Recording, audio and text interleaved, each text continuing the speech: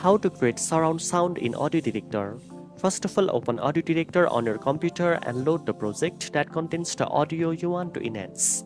While AudioDirector doesn't have a dedicated surround sound effect, you can create a wide, immersive audio experience using the stereo expander and its related tools.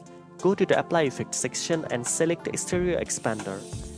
Here you will find options such as Preset, Bandwidth Center Channel, and Expand. The presets allow you to quickly apply predefined settings to achieve a wide, surround-like effect, while the Bandwidth Center Channel option helps you position audio elements across the stereo field while keeping a central reference for main sounds like dialogue. The Expand settings lets you widen the stereo field further, making your audio feel more spacious and immersive. Once you are satisfied with the changes, click Apply to save the effect to your track. Now you know how to create a surround sound-like effect in AudioDirector.